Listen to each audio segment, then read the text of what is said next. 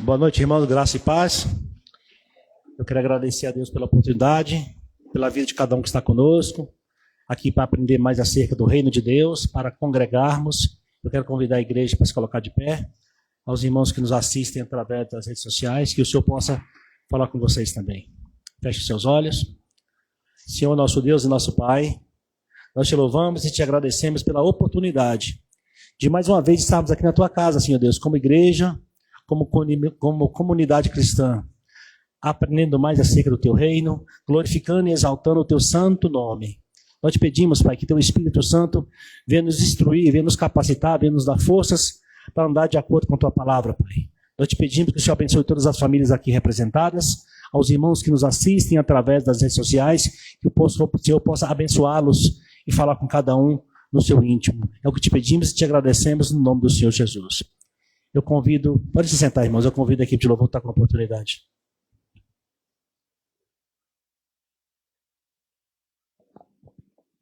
Boa noite, irmãos, graça e paz.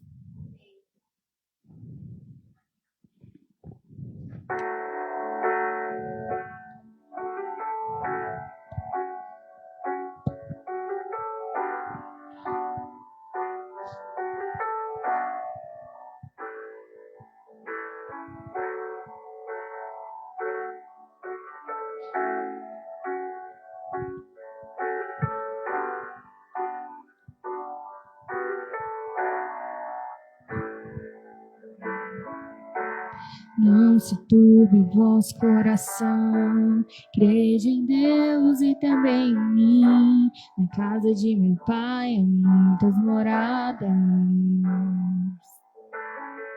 Se não fosse assim, eu não teria dito: vou preparar-vos um lugar. Eu virei, vos levarei para mim mesmo.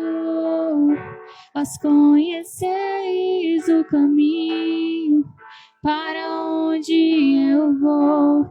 Eu sou o caminho, a verdade e a vida. Ninguém vem ao Pai a não ser por mim. Em verdade eu vos digo, porque eu vou para o Pai.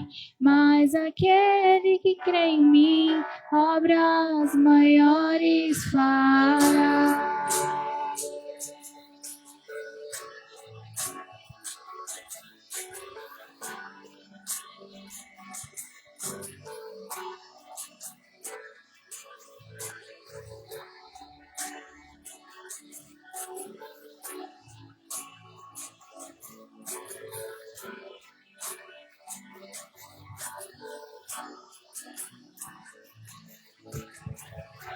Se me amares verdadeiramente, guardarei os meus mandamentos. Eu rogarei ao Pai e Ele vos dará o Consolador, o Espírito da verdade, que o mundo não pode receber, mas Ele habita em vós e estará em vós para sempre. Aquele que tem os meus mandamentos e os guarda, este é o que me ama.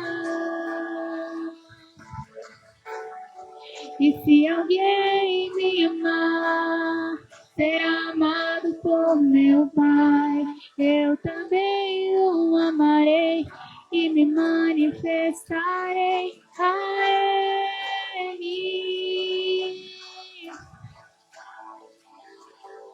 A Ele.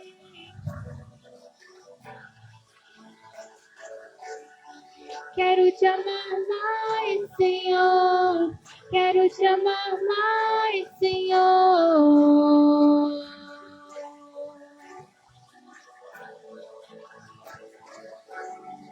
Quero te amar mais, Senhor. Quero te amar mais, Senhor. Agradecemos a oportunidade.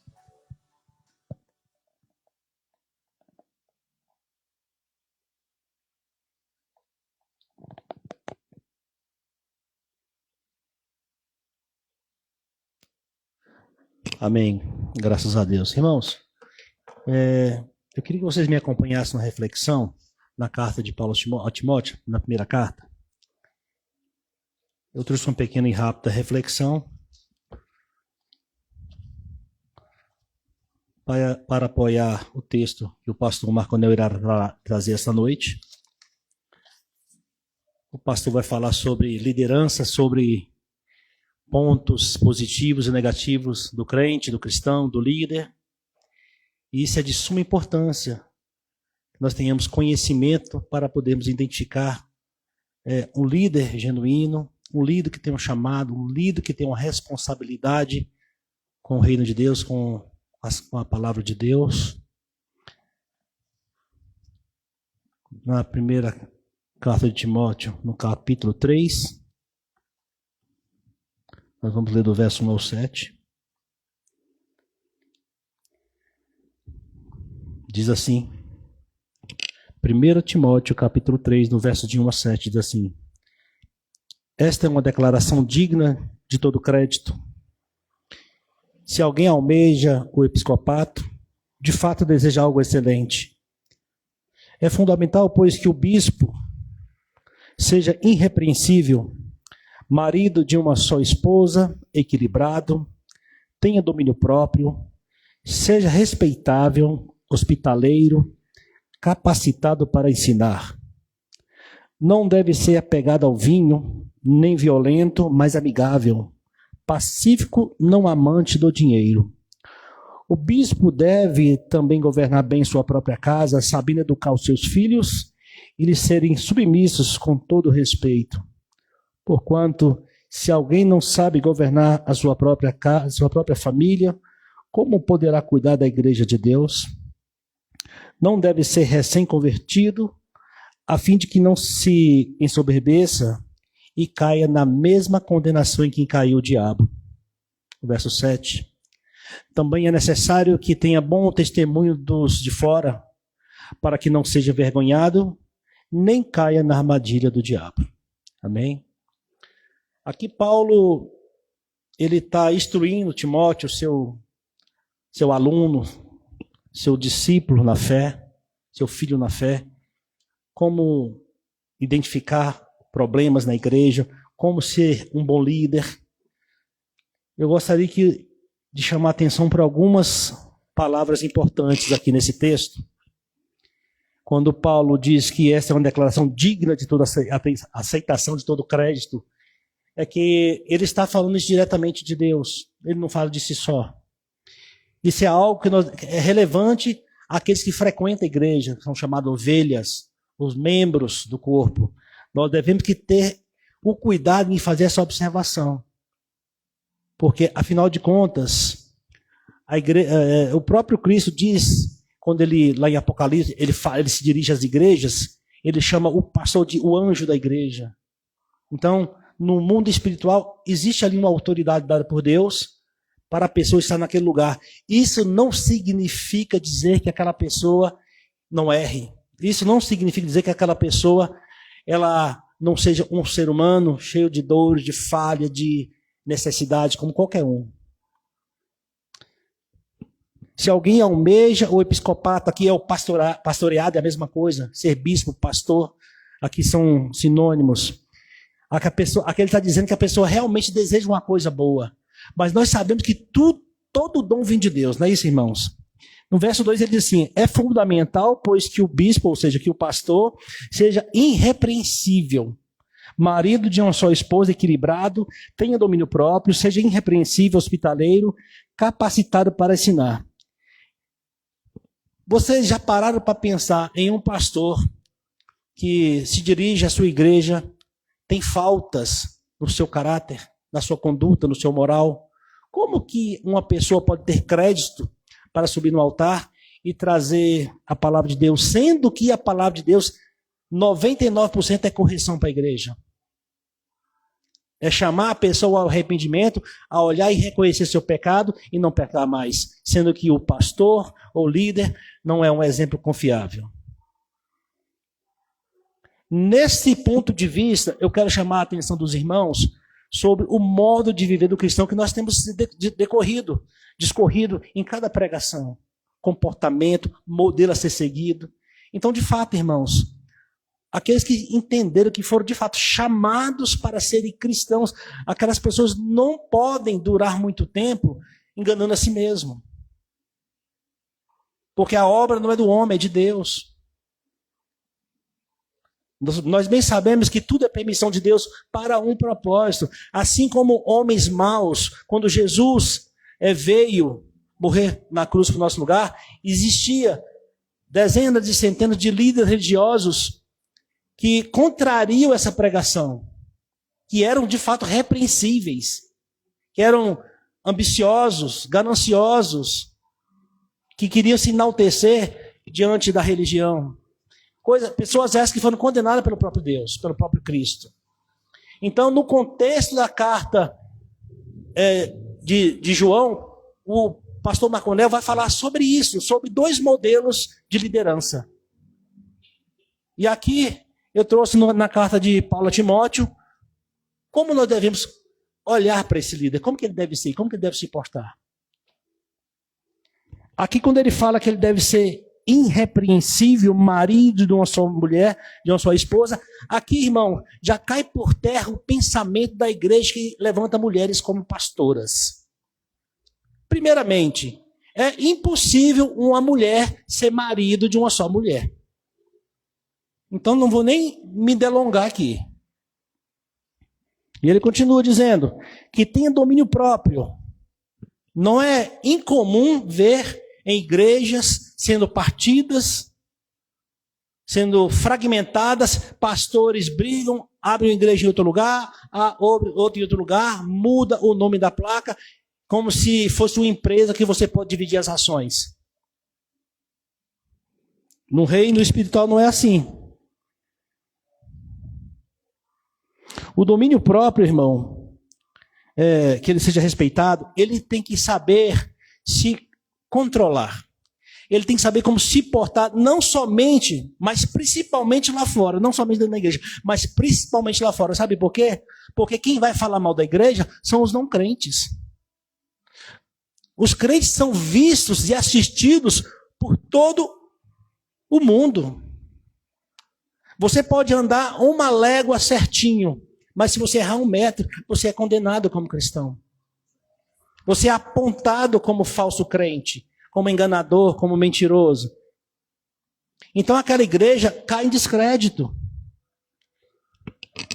Na questão da hospitalidade, naquela época, era sim necessário em que as pessoas emprestassem cômodos da sua casa ou sua própria casa para os viajantes, para os missionários, para que dessem seguimento à pregação. É diferente de hoje. Mas a hospitalidade tem que estar no coração do verdadeiro cristão, receber as pessoas com amor na sua casa. Que ele seja capacitado para ensinar. Mas nós sabemos que essa capacidade que vem de Deus, que é do Espírito Santo, no entanto, nós temos que buscar na fonte. E a fonte do ensino do cristão, do líder religioso, é a Bíblia. Não é sua inteligência, não é sua capacidade, não é a sua intelectualidade. Por que eu estou falando isso? Porque há muitos líderes que fazem cursos para saber falar bem, para ter uma boa dicção, para ser bem apresentável diante do público. No entanto, tece um novo evangelho. Ele traz uma nova interpretação do evangelho para a igreja. E as pessoas, por falta de conhecimento, seguem. Por quê? Porque não conhecem a verdade, não conhecem a Bíblia. E acham que o pastor fala muito bem, ele é apresentável, ele é bem sucedido muitas das vezes. E as pessoas vão por qualquer vento de doutrina. Então o mais importante, irmão, da liderança da igreja é o caráter. É a índole de quem está ministrando a palavra de Deus. Porque aquele membro, aquela pessoa que foi colocada ali para ministrar a palavra de Deus, ela tem que refletir o caráter de Cristo. Óbvio que Cristo era perfeito. Mas todos nós estamos em busca da perfeição. Por isso que nós temos que buscar a santidade. A todo tempo e a todo momento. Paulo, ele diz que assim, ele como os outros apóstolos, era escândalo para o mundo. Deus levantou para ser pisado pelas pessoas, para que o evangelho crescesse. E não é diferente de nós cristãos. De fato, nós temos que se deixar, no bom sentido da palavra, ser pisados, ou seja, não buscar ter razão em determinadas situações, para que o evangelho não seja maculado. Eu não preciso ter razão, nem querer me enaltecer diante do altar de Deus, da igreja de Deus.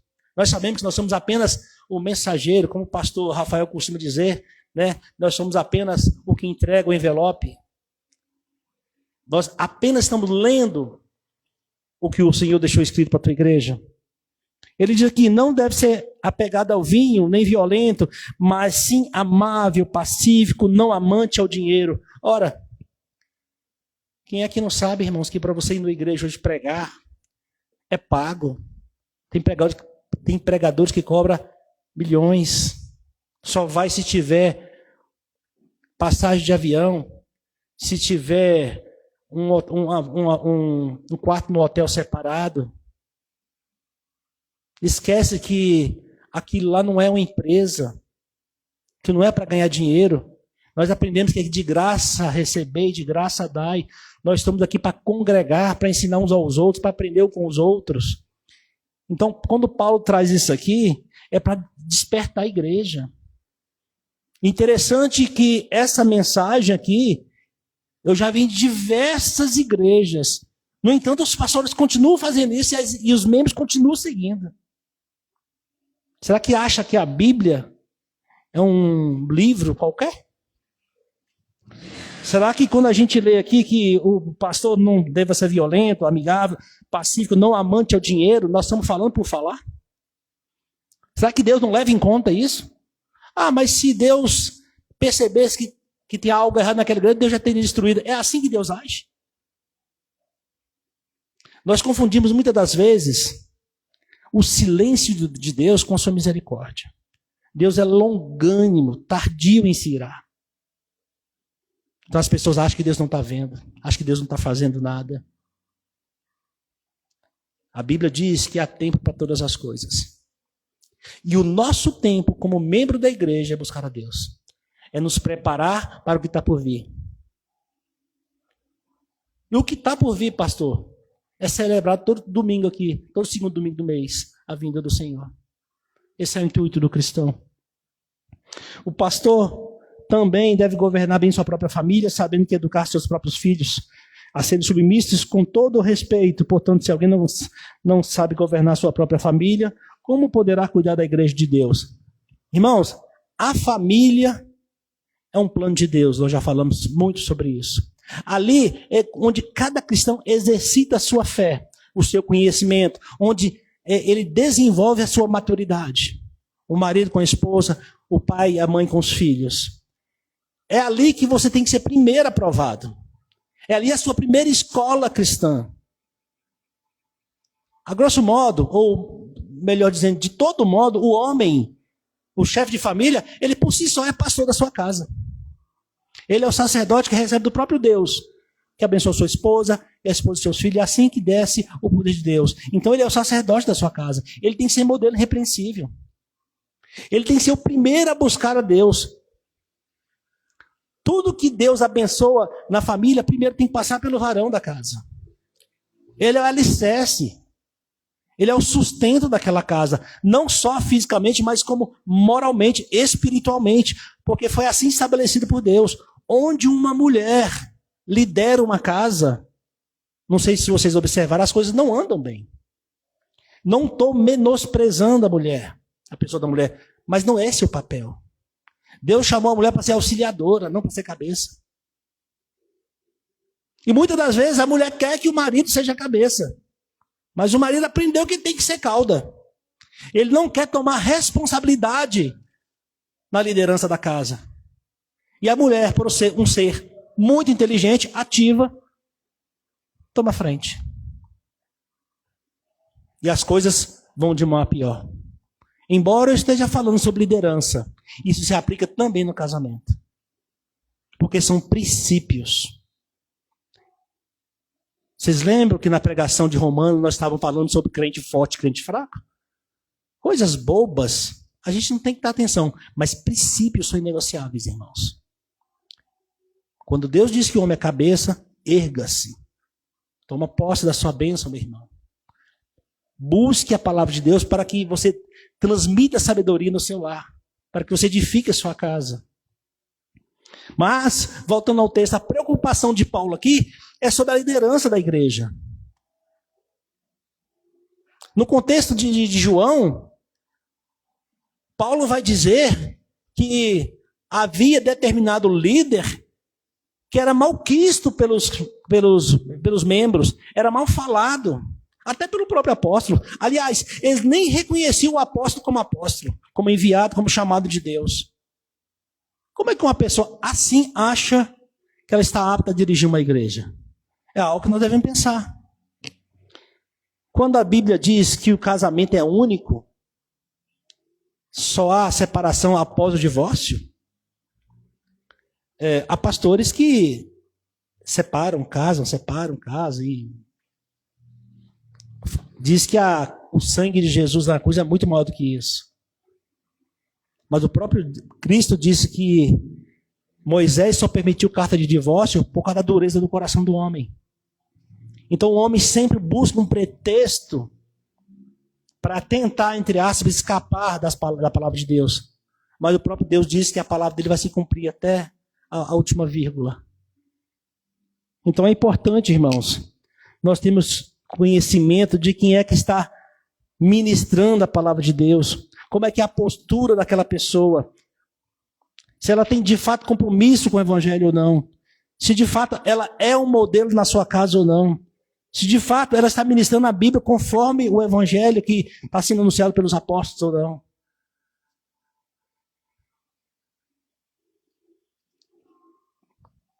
A família é algo tão extraordinário, irmãos, que imagine você uma casa sem uma esposa ou sem um marido, como é que você faria?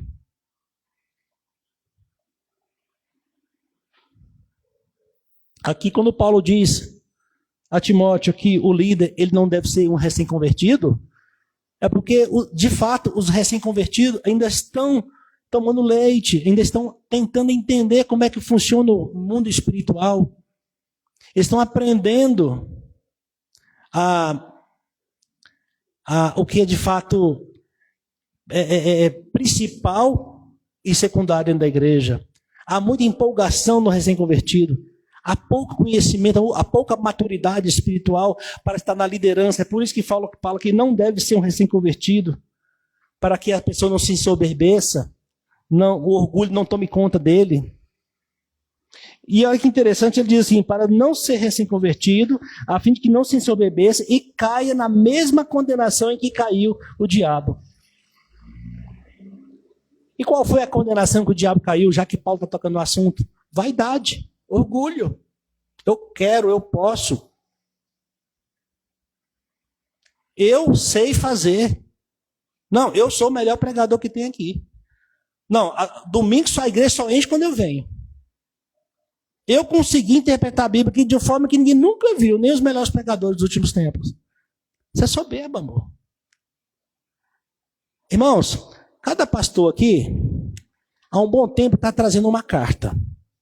Quando acaba a carta, por exemplo, eu estou trazendo Romanos, o pastor está encerrando hoje, salvo engano, carta do apóstolo João, o pastor Rafael está em Coríntios. Quando acabar, a gente vai para uma outra, assim como já passamos vários livros.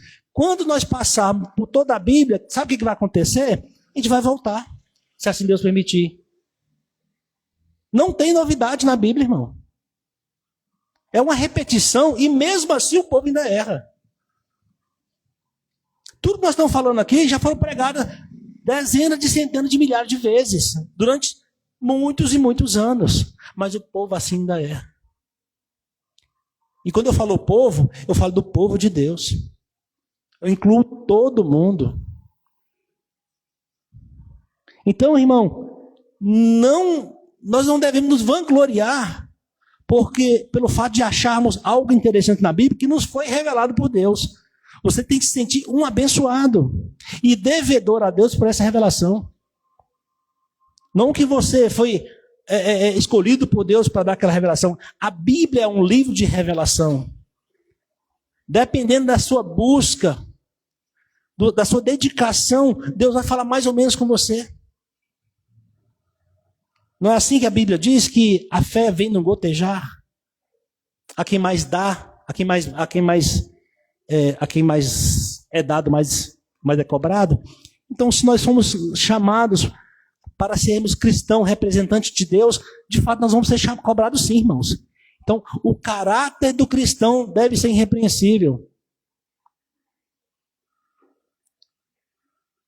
E quando Paulo fala aqui no verso 7 que é necessário que tenha um testemunho de fora, para que não seja envergonhado, nem caia na armadilha do diabo, e o diabo, ele está justamente aí. A armadilha que o diabo faz é colocar você em descrédito, seja no trabalho, seja na igreja, seja na família, porque um cristão sem crédito é um falso cristão. É o evangelho, entre aspas, irmão, que é envergonhado. É o Cristo que vai para a cruz à toa, porque morreu em vão. Assim que o mundo vê. Aliás, o mundo, ele paga para ver um cristão errar. Ele paga para ver um cristão cair na desgraça. Para falar mal do cristão, para falar mal de Cristo, para falar mal do evangelho, que é uma falsa doutrina. Então, é muito importante, mais do que imaginamos, quando você se denomina, se afirma ser cristão. É mais importante do que você imagina. Você está representando uma nação, a nação dos céus.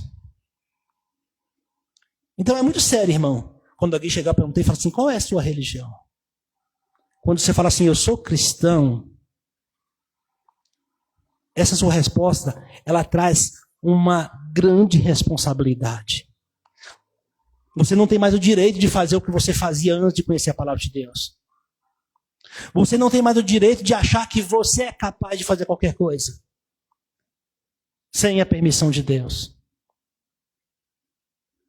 E aqueles que são chamados para dirigir ministérios, muito mais serão cobrados. O fato, irmão, de eu estar aqui hoje, lendo isso aqui, eu já sou cobrado 2 vezes mais do que quem está ouvindo. Não há mérito para o homem no evangelho, não há mérito. A cobrança, o preço já foi pago. Mas há um reflexo na vida dos ouvintes. Eu tenho obrigação e moral de ler a verdade, sem tirar nem pôr. A Bíblia é a palavra de Deus para o meu e seu coração. É impossível Deus descer aqui e ministrar para a igreja. Ele já ministrou através do seu filho e deixou escrito. Quando ele fala conosco através da palavra, irmãos. Óbvio que Deus pode falar com cada um no seu íntimo, através de um louvor, de uma situação, mas em geral, você quer ouvir Deus, leia a Bíblia. Acompanhe quando o pastor está falando. Pesquise na sua casa a palavra que você não está entendendo. Ouça pregadores que de fato têm compromisso com o reino, não com o bolso, não com dinheiro, não com status. Que tem uma vida totalmente desregrada. Riquíssimo financeiramente, mas pobre espiritualmente. Fuja desses. Fuja dessas pessoas. Na carta que o pastor está trazendo, ele vai dizer que nem as cartas que Paulo escrevia ele queria reportar. Que líder é esse? Que Jesus deixa escrito uma ordem, um ensinamento, e ele fala, não, isso aqui eu não vou falar não. Por exemplo, eu vou dar um exemplo aqui que eu gosto muito de falar sobre homossexualismo. Eu não vou falar isso na igreja não, porque vai espantar meus cristãos, meus membros. Meu irmão, se a Bíblia diz que não vai entrar no reino do céu quem praticar essas coisas, irmão, você tem que falar. Se a pessoa vai receber essa revelação ou não, é com ela e Deus, mas você tem a obrigação de falar, de repreender. Lógico que com amor, mostrando as consequências do pecado. Mas você não pode ser omisso. Lá em Lucas vai dizer, se você conhece a verdade e não fala, você também peca. O cristão não tem escolha, é por isso que eles são martirizados, é por isso que eles são mortos, aliás, até os dias de hoje em países que há a perseguição do cristão, aqueles que não negam a Cristo são mortos, nós sabemos disso, irmãos, são queimados, são afogados, são fuzilados, porque não tem como negar, porque essa verdade está enraizada no coração do cristão verdadeiro. Você não pode negar, irmão, você já morreu para você já recebeu a salvação. E você que é cristão verdadeiro, você sabe que no mesmo instante que você tirar, que você perder a vida aqui, no piscar de olhos você já está com o Pai. Então não há perca para o cristão. Não é isso que Paulo fala? O morrer é lucro? Eu prefiro estar com Deus, mas por causa do ministério, por causa daqueles que ainda eu tenho que ministrar, eu desejo estar aqui. Eu prefiro estar aqui. Mas se for para me escolher, eu prefiro estar com Deus. Então, irmão, a liderança da igreja, os cristãos que frequentam a igreja, eles têm que ter um caráter libado. Aquele que mentia, larga a mentira. Porque nós somos cheios de manias, esquecendo que nós já morremos para este mundo. E a única forma pela qual nós conseguimos ou conseguiremos vencer esse mal, esse desejo da carne, é lendo a Bíblia, é ouvindo a Bíblia, porque ela vai mudando o seu caráter, o Espírito Santo vai te dando força, vai te capacitando para vencer o pecado, o mal. Porque o pecado, irmão, não é só matar, roubar, se prostituir, não. Trair, não é só isso, não. Mentira é pecado, falar do irmão é pecado. Deus sempre julga a intenção do coração. Qual é a intenção de você estar aqui esta noite? Qual é a intenção de você se denominar cristão? Qual é a sua intenção? Você já parou para pensar aí? Você já se perguntou isso? Por que eu sou crente? Por que eu sou cristão? Por que eu frequento a igreja X? Se pergunte isso, irmão. Eu de fato creio na Bíblia, eu de fato creio que Jesus Cristo vai voltar. Eu de fato creio que existe uma vida após a morte. Porque se você não crê, irmão, você está no lugar errado. Está se auto-enganando. O reino de Deus não é comida nem bebida. Não é isso que diz lá em Romanos? É paz, é justiça, é amor do Espírito Santo. Se você crê que existe uma vida após essa que nós conhecemos, se você crê que você é habitação, é morada do Espírito Santo, que você é um nascido de novo, que você não tem mais vontade de fazer as coisas do mundo, no entanto, você não tem força para vencer alguns probleminhas que você tem particular, como falar demais, ou fofocar, ou mentir por qualquer bobagem. Se você não tem força, peça a Deus. Peça capacidade a Deus, mas tome uma postura, irmão. A palavra é embaixador, representante de determinado lugar. É o que nós somos. Não permita que um não crente, que um ímpio, fale mal do cristão, do cristianismo, por conta da sua vida. Não permita que Jesus seja mal visto ou malquisto por um comportamento meu ou seu. Não permita que todo o sangue que foi derramado na cruz tenha sido em vão. Vocês conseguem, eu não consigo, irmão, mas vocês conseguem entrar na mente de Pedro e imaginar o que ele passou quando Jesus, naquela cena, levando a cruz, olhou para ele e o galo cantou? Que ele já de antemão tinha dito que ele o negaria 3 vezes. Você consegue imaginar o que Pedro pensou naquele momento?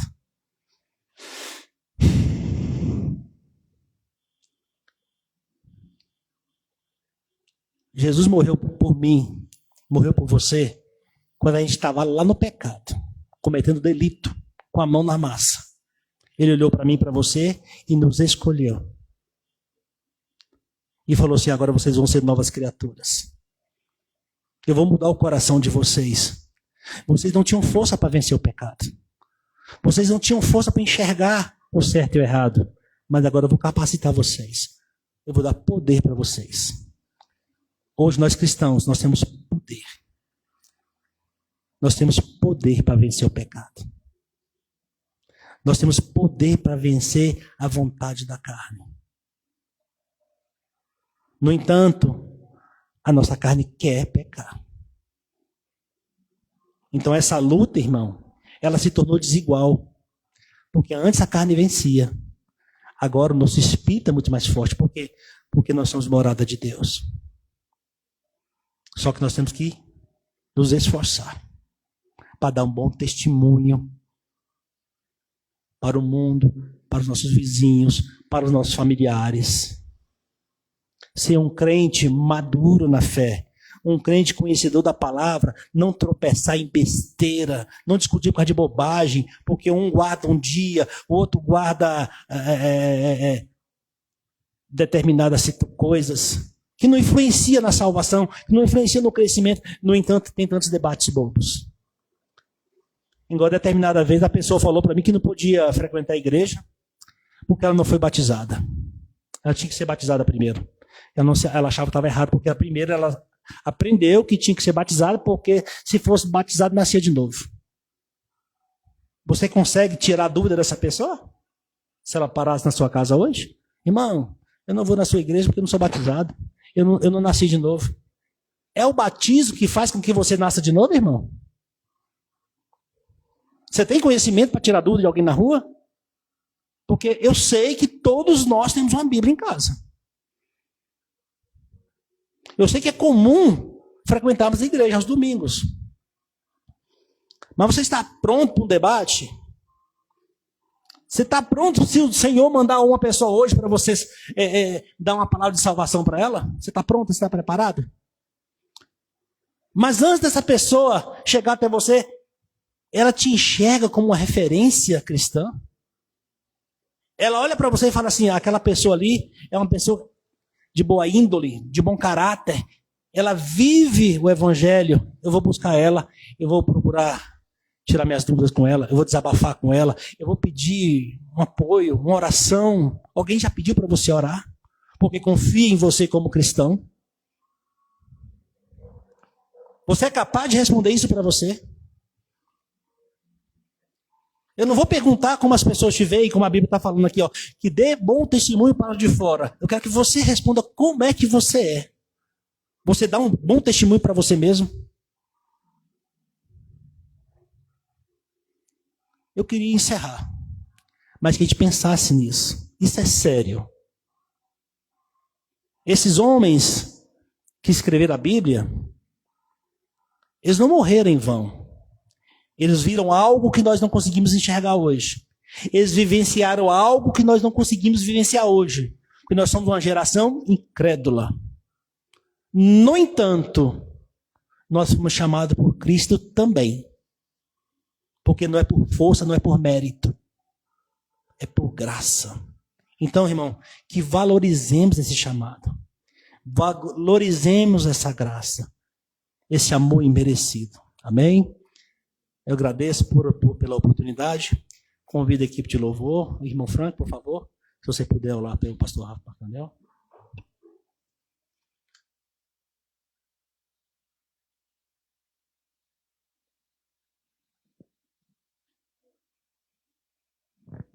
Saúde a igreja com a graça e a paz do Senhor. Amém?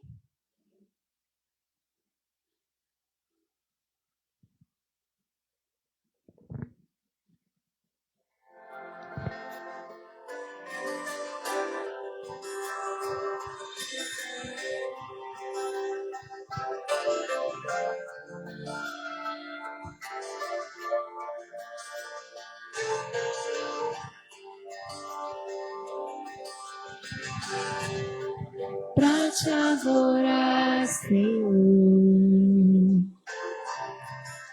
te dar o meu louvor. Quero me prostrar, vou me derramar aos teus pés, Senhor. Meu vaso de alabastro, quero lhe oferecer.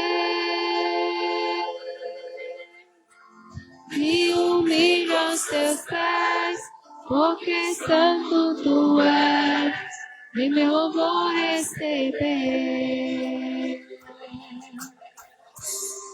Sou pequeno e tão falho, não mereço teu amor,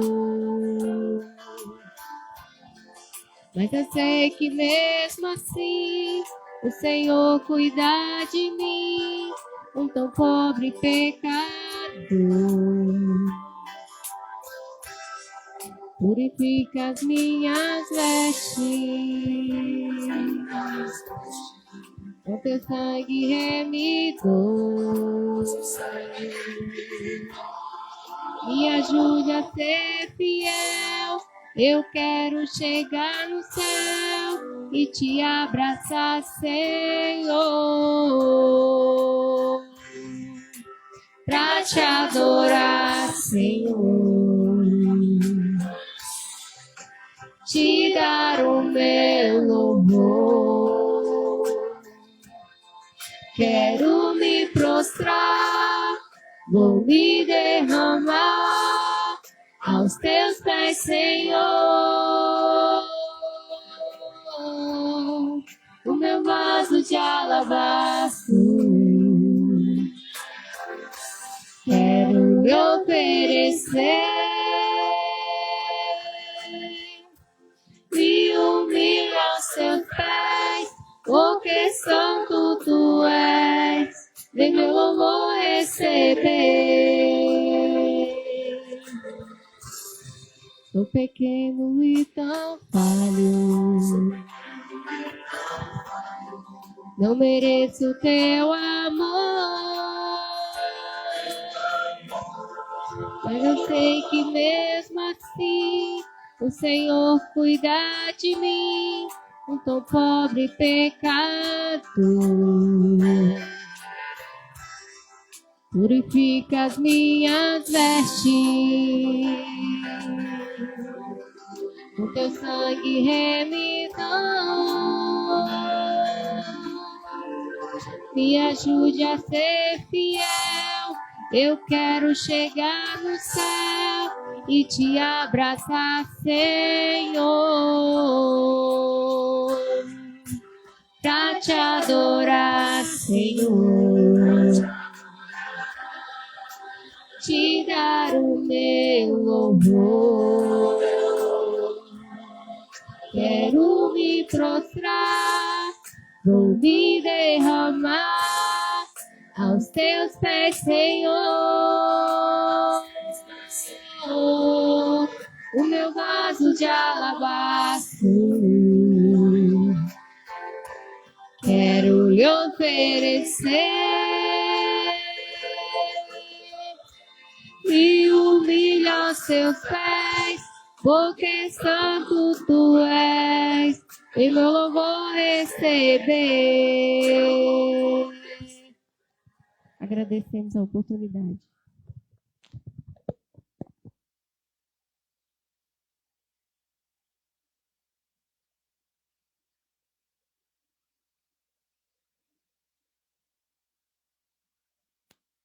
Graças a Deus, igreja. Vamos ficar de pé, vamos orar pelo preletor dessa noite, pastor Marconel. Oremos. Querido Deus, eterno Pai, graças te damos, ó Deus, pela tua presença em nosso meio.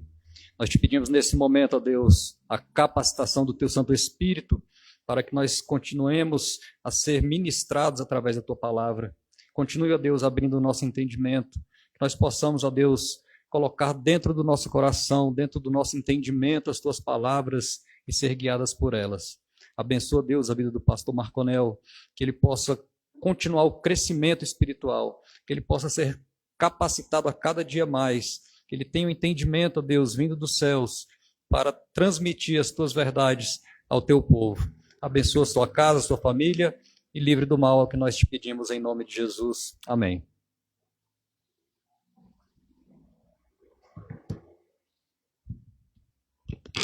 Boa noite, irmãos. Graça e paz a todos. Glória a Deus. Estamos juntos mais uma vez para continuar aprendendo da palavra do Senhor cada vez mais. E essa noite nós vamos dar sequência à terceira carta, do apóstolo João. Vamos finalizar, se Deus permitir.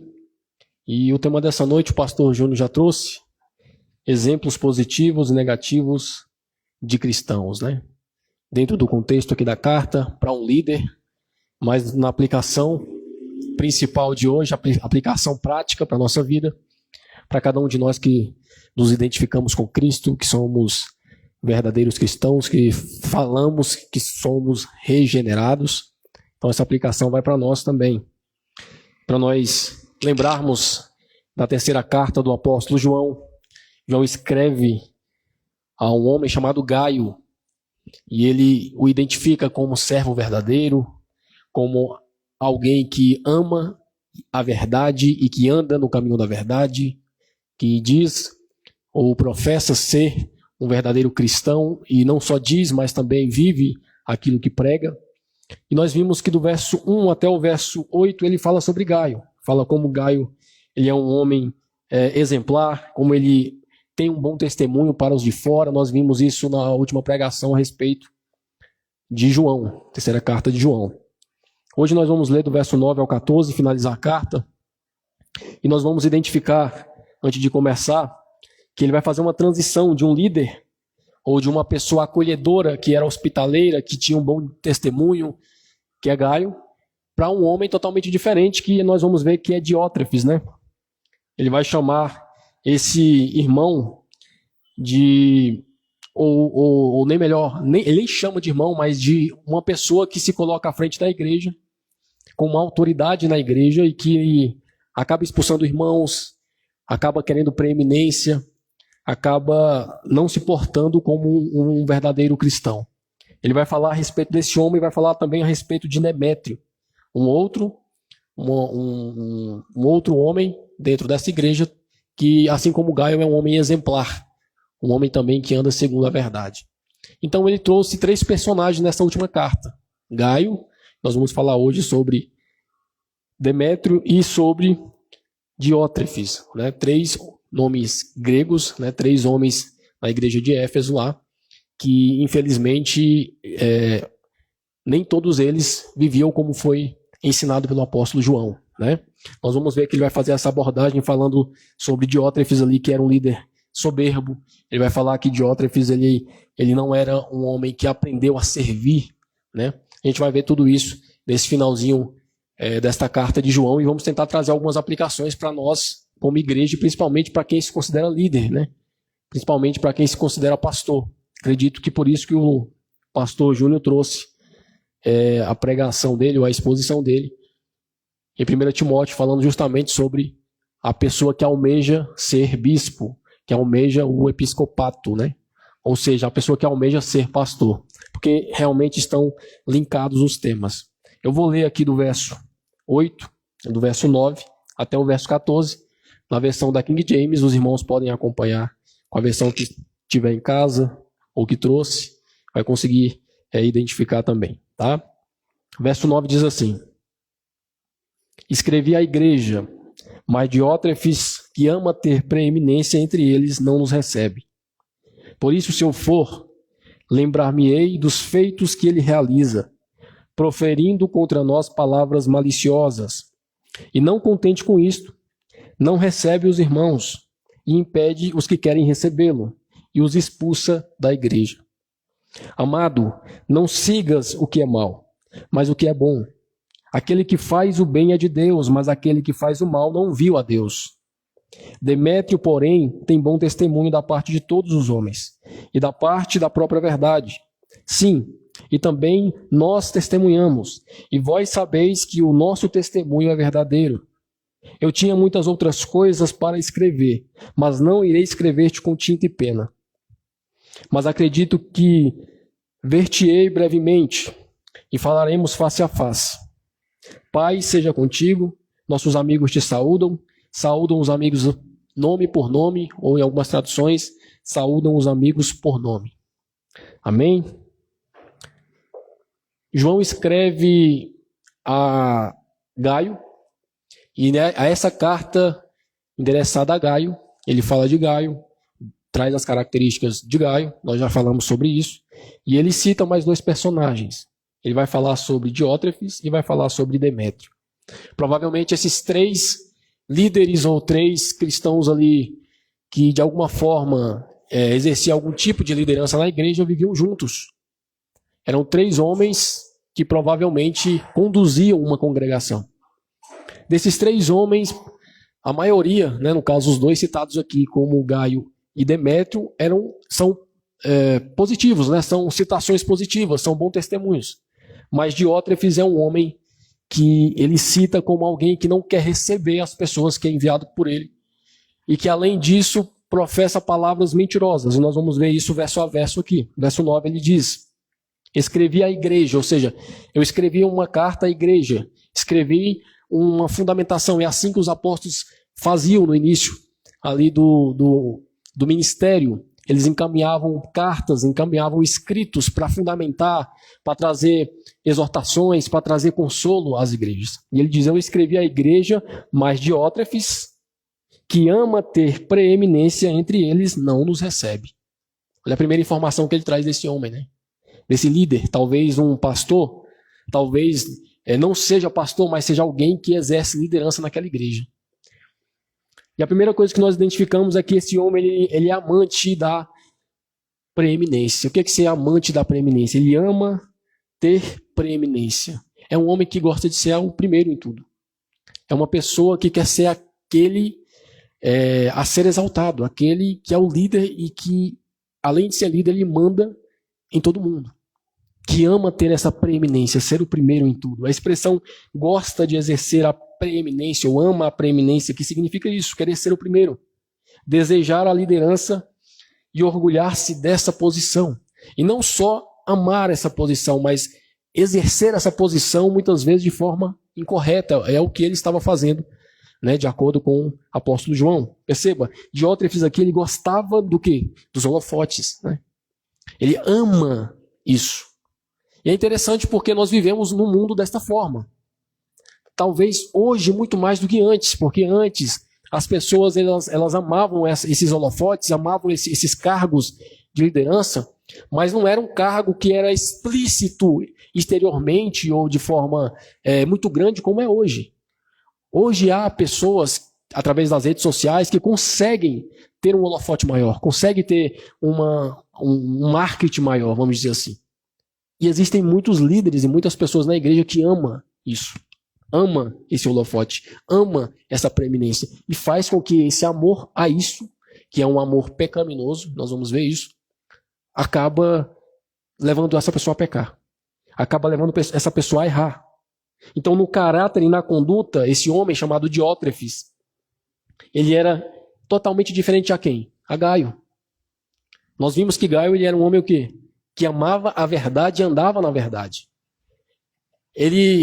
O apóstolo João parece que ele coloca esses dois homens em posições opostas, em posições antagônicas ali, justamente para a gente identificar o erro de Diótrefes, um homem que não era um homem que servia, não era um líder exemplar, era uma pessoa que gostava de ser líder, e além de gostar, ele amava essa posição ao ponto de pecar contra o próximo, pecar contra a igreja, pecar contra o próprio apóstolo de Cristo, o próprio João.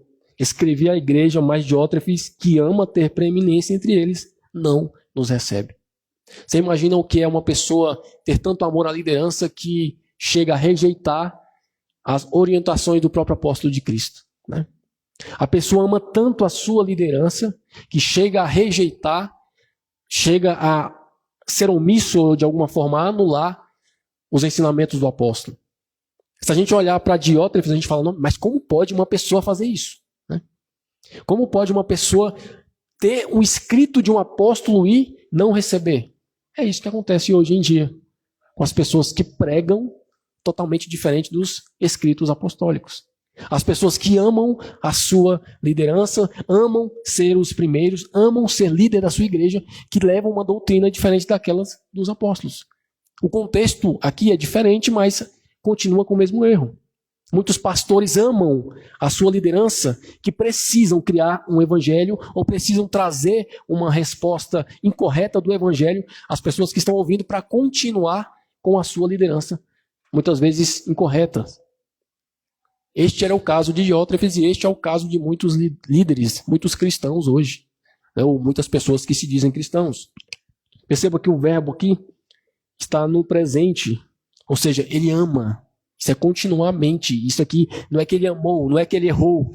Isso aqui não é passado. Ele está dizendo aqui, aquele pecado de você amar a sua posição é continuado. É uma coisa habitual. É isso que João está dizendo aqui nesse primeiro verso. Ele coloca sempre à frente dos demais. Ele ama ter preeminência. E por ele amar, ele acaba impedindo que o evangelho verdadeiro, que as verdades entrem naquela igreja. A gente vai ver que ele não só fazia isso, como ele também falava mal dos próprios apóstolos, falava mal das próprias pessoas que eram enviadas e expulsava aqueles que contradiziam. O amor a ser líder, o amor a ser preeminente, por ser o primeiro naquela igreja, corroeu o coração de Diótrefes. Fez com que esse homem estivesse em queda livre de pecado. Ele construía, vamos dizer assim, monumentos para ele mesmo. O Deus dele era o ego, né? O Deus daquele homem era a sua própria imagem. O Deus daquele homem era estar sendo adorado, sendo respeitado por aquelas pessoas, mesmo que de forma incorreta. E não é diferente de hoje, irmãos. Infelizmente, não é diferente de hoje. Muitos pastores, muitos líderes, muitos cristãos, eles amam a sua própria imagem, mais do que a própria verdade de Deus. No contexto de hoje é assim. Eles amam continuar vivendo a sua vida de acordo com o próprio ensino dele, a própria teologia construída, do que ouvir uma teologia correta e ter que se submeter e fazer os ajustes necessários. Muitas pessoas vivem dessa forma. A atitude desse homem aqui era oposta à de João Batista. O que João Batista diz? Quando as pessoas chegam a ele e falam, aquele Jesus, muitas pessoas estão indo até ele. Os apóstolos lá, os discípulos dele estão batizando. Ele tem muito mais seguidores do que você. O que João Batista diz? Convém que ele cresça e que eu diminua. O verdadeiro cristão, ele identifica Cristo como o ser superior e sabe o papel de cada um de nós. Ele não se vislumbra com cargos aqui de igreja, ele não vai se vislumbrar com cargos ministeriais, ele não vai se vislumbrar com posição hierárquica superior, não. O verdadeiro filho de Deus, o verdadeiro cristão, ele vai estar sempre em submissão. Ele vai ter o espírito de servidão, que é o que a Bíblia chama. É o espírito de servidão. É você saber sempre que você e o seu irmão estão em funções de servir. Que você não é superior ao próximo. E por amor aos holofotes, por amor... aqui a gente não tem informações de como aquela igreja era, se era uma igreja próspera, se era uma igreja com muitos membros, nós não temos essa informação. Mas por amor a essa preeminência, por ele amar essa posição de liderança, ele pecou ao ponto de rejeitar os próprios ensinos do apóstolo João. E João não deixa barato. A gente vai ver que no final da carta ele diz, eu não quero só escrever, eu quero ir aí. Eu vou confrontá-lo. Nós não sabemos se isso chegou a acontecer. Né? A Bíblia não diz, a história não diz se isso chegou a acontecer. Mas perceba, João, ele identifica o erro e ele não é uma pessoa que apenas identifica o erro e tenta consertá-lo. Ele vai à prática, ele vai resolver o erro. E é isso que nós precisamos entender. É isso que nós precisamos fazer no dia de hoje. A rejeição aqui, possivelmente, não era só uma rejeição doutrinária. A gente vai ver que ele não estava apenas não querendo saber dos escritos. A gente vai ver que era muito mais pessoal. Ele falava mal. Ele agia como alguém que não queria pessoalmente aquele apóstolo no meio deles. Era uma pessoa totalmente ímpia no meio da igreja, né? Não tem como uma pessoa viver com esse intuito, com essa disposição, com esse espírito, e se dizer cristão, e se dizer líder de uma igreja. Existe uma incongruência muito grande. As coisas não encaixam. Não tem como uma pessoa dizer ser de Cristo e não aceitar ser submisso. Não tem como uma pessoa dizer ser regenerada e não aceitar as exortações, os consertos. Aquelas pessoas que não aceitam, que não dobram, né, que não se dobram diante do erro, são pessoas que não foram convertidas. Duras de serviço, como a Bíblia chama. Incircuncisos de coração. Coração duro. A Bíblia tem vários nomes para isso. Mas é a mesma coisa. Pessoas que não foram convertidas, não são filhos de Deus.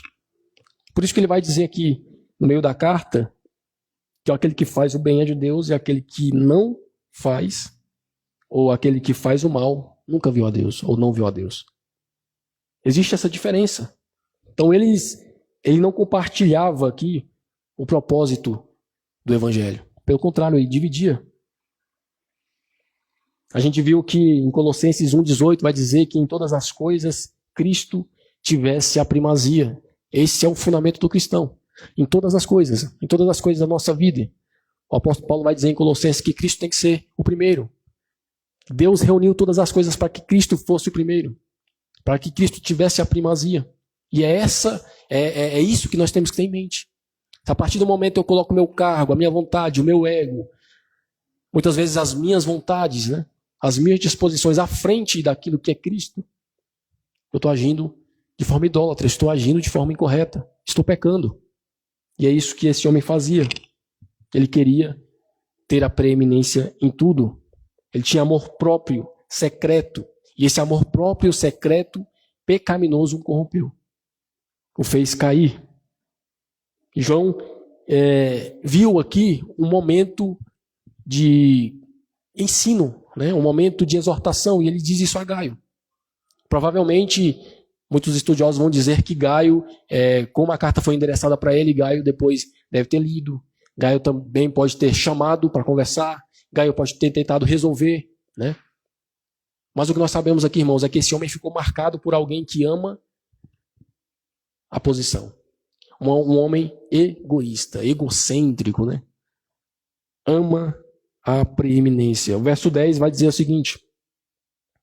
Aliás, o verso 10, a primeira parte, vai dizer assim: por isso, se eu for, lembrar-me-ei dos feitos que ele realiza, proferindo contra nós palavras maliciosas. Primeira parte do verso 10. Olha que informação pesada, né, contra um homem que se diz líder na igreja. Por isso, se eu for, lembrar-me-ei dos feitos que ele realiza, das obras que ele pratica, proferindo contra nós palavras maliciosas. A expressão, mais uma vez, proferindo contra nós palavras maliciosas, no grego, vai significar fazer acusação falsa. Fazer uma acusação infundada. É você falar da vida dos outros, e não só falar, mas mentir. Inventar uma situação. Falar algo que não aconteceu. Denegrir a imagem do seu irmão. Dentro da Bíblia, a gente chama de falso testemunho, né? Um pecado. Um pecado grande. Então, Diótrefes aqui, ele projetava a si mesmo, falando mal de quem? Dos apóstolos. Olha o pecado. Ele se projetava como líder, ele amava essa posição, fazendo o quê? Diminuindo as pessoas. Diminuindo os seus irmãos. O seu prazer era atentar contra a honra daquelas pessoas que o ensinaram. Porque toda a igreja foi ensinada pelos apóstolos. Toda a igreja foi doutrinada pelo apóstolo. Imagina você tendo que lidar com uma pessoa que você ensinou, que você achou que era convertida, e que essa pessoa, além de não te receber, além de não querer saber dos seus escritos, ainda fala mal de você. Isso é o que mostra, irmãos, que dentro da igreja existe sim o joio. Dentro da igreja existem sim lobos, né? Não só ovelhas, não só trigo. E são pessoas assim, de forma exterior, que demonstra esses erros, que prova que dentro da igreja tem pecado. Mas não pelos filhos de Deus, mas por aqueles que se dizem. Por aqueles que muitas vezes professam a fé no mesmo Cristo que você. Olha o que Diótrefes fazia, né? Ele erguia-se atacando os demais. Ele crescia diminuindo pessoas. E não só pessoas, a principal fonte da revelação de Cristo, que é João, que estava vivo naquele momento, né? Naqueles anos ainda. O prazer dele era atentar contra a honra daqueles que consideravam ameaça as suas acusações. A gente vai ver que ele chegava a ponto de expulsar os irmãos da igreja. Ele exercia o seu domínio, ele exercia a sua função de líder para excluir pessoas. Era uma pessoa que, provavelmente nos dias de hoje, seria considerado como um ser normal. Por que eu digo que é considerado como um ser normal? Porque nos dias de hoje há pessoas assim. Há pessoas que pregam um falso evangelho, há pessoas que não aceitam as correções bíblicas, os escritos dos apóstolos, e há pessoas que quando é confrontado com o erro, expulsa os membros da igreja. Não é diferente. O que acontecia aqui na igreja continua acontecendo hoje, com outros nomes, outros personagens, mas os mesmos erros continuam. Ele via João aqui como alguém perigoso, um rival, alguém que poderia tomar a liderança da igreja. Imagine, irmãos, isso aí no finalzinho do primeiro século. Apóstolos morrendo, João vivo, a igreja lutando, sendo perseguida, e João tendo que lidar com certos tipos de pessoas dentro da própria igreja.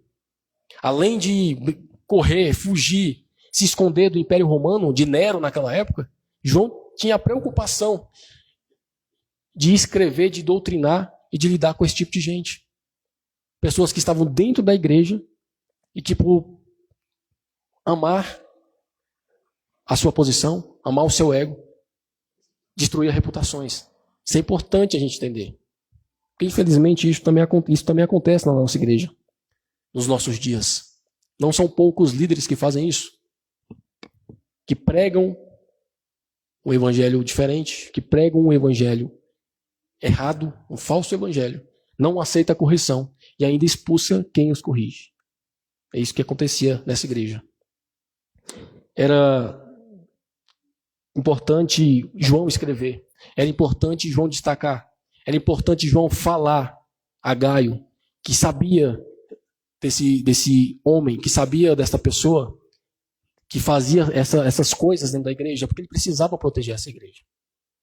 E ele escreve falando, haja como Demétrio. Porque Demétrio ama a verdade viva e vive na verdade. A gente vai ver isso. Mas não viva como esse Diótrefes, como esse homem que ama a preeminência, que ama ser o primeiro em tudo, que não só ama, mas expulsa pessoas, que não só ama, mas fala mal das pessoas. E não é só falar mal, é inventar, né? Ele cria situações. Então Diótrefes aqui ele se assemelhava ao rei Saul, se a gente for analisar, né? Se a gente for analisar, ele se assemelhava ao rei Saul. Em vez de humilhar-se e mudar, ele quis destruir quem? Quem Deus levantou. O próprio João. Em vez de ele aceitar o seu erro e se converter, e mudar o seu direcionamento, mudar o seu coração, ele tentava destruir João. Tentava destruir as pessoas que João enviava. Então era um câncer dentro da igreja. Era um erro dentro da igreja. E isso acontece nos nossos dias, irmãos. Nem todo boato, que a gente precisa entender isso. Nem todo boato que se levanta dentro da igreja é real. Mas nós precisamos entender se o boato que está se levantando dentro da igreja tem fundamentação. A gente viu aqui no contexto que as palavras ditas aqui são errôneas, são erradas. É isso que ele fala no início do verso 10. Lembrar-me-ei dos feitos que ele realiza proferindo contra nós palavras maliciosas. Muitas daquelas pessoas poderiam ter sido infectadas, né? Poderia ter saído da igreja, falado mal de João. O Diótrefes lá, o líder lá, ele falou que João fez isso, fez aquilo. Não são tudo aquilo que fala na igreja que é verdade. A gente precisa tomar cuidado a respeito disso. Principalmente quando fala de pessoas. Principalmente quando fala de cristãos verdadeiros. A gente precisa entender isso. A parte B, ou a parte final aí do verso vai dizer assim: e, não contente com isso, não recebe os irmãos, e impede os que querem recebê-lo. Olha o que ele faz aí. Ele era um homem que governava com frieza e pela intimidação, né? Ele governava as pessoas com frieza e intimidava aquelas pessoas que iam contra ele, ou muitas vezes iam para a igreja e eles não queriam receber. É isso que ele está dizendo. Não apenas as palavras eram maldosas. Ele não só fala mal da gente, ele não só fala mal do evangelho, ele não só fala mal do apóstolo. E não contente com isto, é o que ele diz. Ele mostra que os atos desse homem também eram repreensíveis. Perceba, ele não começa agora a falar mal de Diótrefes apenas de conceitos. Agora ele começa a demonstrar os atos de Diótrefes, diferentemente do que Diótrefes fazia com João. O que Diótrefes fazia? Falava mal de João, mas não conseguia expor erros do João. O que João está falando agora? Falou que ele falava palavras maliciosas e não somente isso, como ele agia assim. Aqui é a diferença de você falar e provar e mostrar. Aqui existe uma diferença de você apenas apontar o erro ou falar que o irmão está errando e mostrar o erro na prática. Irmão, você está mentindo. Mentindo de quê? Você é um caluniador. Aonde? Você calunia isso e nisso e nisso. Você falou mal nisso, nisso e nisso. É você mostrar o erro do irmão. É isso que João está fazendo. Não contente com isto, o que Diótrefes fazia? Ele não recebe os irmãos e ainda impede os que querem recebê-los. Ele contrariava intencionalmente aqui as regras de hospitalidade que o próprio João escreve na segunda carta, no Evangelho de João, sobre você receber aquele seu irmão na fé, sobre você ajudar o necessitado, sobre você ajudar aquelas pessoas que são enviadas como evangelistas, como pregadores. Lembra que ele diz isso na segunda carta? O que ele está fazendo aqui é justamente o contrário. Ele está não somente falando mal de João, como também rebatendo o ensino de João. Ele está indo contra o princípio da hospitalidade que João prega. Ao negar aqui abrigo, ao negar casa, ele estava dificultando o quê? O evangelho. Porque nós já falamos sobre isso. Nós já falamos que antigamente, ali no final do primeiro século, não era fácil. Não havia hotéis, não havia casas para você ficar nas suas viagens. Era muito raro. E cristãos eram perseguidos. Então, se você não ajudasse as pessoas que eram enviados pela igreja, dificilmente esses irmãos dormiriam numa casa. Eles teriam que passar fome, teriam que passar frio, teriam que dormir no mato. E o que ele fazia? Ele não recebia. Não recebe os irmãos. E impede os que querem recebê-los. Diótrefes aqui, ele não somente pecava, mas ele fazia os demais pecar. Ele não somente desrespeitava o mandamento de um apóstolo, como ele também obrigava aquelas pessoas a não fazer. Eu não vou receber os enviados de João e ninguém da igreja deve receber. Eu não vou receber, não vou ser hospitaleiro com aquelas pessoas que estão vindo pregar o evangelho, que vai passar por esta cidade, como eu ordeno que ninguém dessa igreja receba. É isso que ele estava fazendo, irmãos. Ele não só falava mal dos apóstolos, ele não só tinha uma língua solta, ele não só era um homem que fofocava, né, que fazia um falso testemunho, não, ele praticava o mal. Isso é o que João fala de Diótrefes, né? Ao negar abrigo aqui, ele dificultava o avanço da palavra de Deus. A preocupação dele era realmente o evangelho? Como líder aqui, ele estava preocupado realmente em evangelizar? Ou como o próprio João diz aqui, ele amava a preeminência. Ele queria ser o primeiro. Inveja, né? Em outras palavras. Ele tornava-se aqui, irmãos, obstáculo dos planos divinos, né? A gente sabe que Deus ele não tem adversário, mas a gente sabe que muitas vezes nós atrapalhamos com os nossos pecados o andar dos planos de Deus, né? E Deus ele age de todas as formas, mas o que ele estava fazendo aqui era justamente isso. Era dificultando o evangelismo. O que ele estava fazendo aqui era impedindo o evangelho muitas vezes de ser propagado. Não havia rádios, não havia internet. O evangelho era pregado de boca a boca, de boca em boca, de casa em casa, por pessoas. E o que ele fazia aqui? Impedia. Por quê? Inveja. Porque amava ser o líder. Porque queria ser o primeiro em tudo. Porque o seu coração já estava contaminado. Era um coração mau. A gente vai ver o que João vai falar mais à frente. Ele proibiu os crentes de hospedar missionários. E não só proibiu os crentes de hospedar esses missionários, como ele tentou puni-los por abrigar pessoas em sua casa. Aí é interessante que ele fala aí, no final do 10, que ele não contente com isto, ele não recebe os irmãos e impede os que querem recebê-los. Aí no finalzinho do verso 10 ele diz assim, e os expulsa da igreja. Por quê? Porque quem recebia eram expulsos da igreja. Porque aquelas pessoas que desobedeciam Diótrefes falavam assim, não, eu vou obedecer o mandamento. Não, porque não foi assim que eu aprendi de João. Não, porque não é assim que João nos ensinou.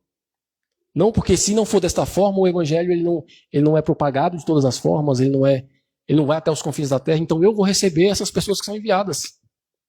E eles eram o quê? Punidos. Eles eram expulsos da igreja. Esse homem, além de ser um homem que amava a preeminência, além de ser um homem que pecava levantando um falso testemunho, que pecava não recebendo as pessoas que eram enviadas, que pecava muitas vezes proibindo as pessoas que queriam receber. Ele usava a disciplina eclesiástica, que é a expulsão da igreja, de forma errada.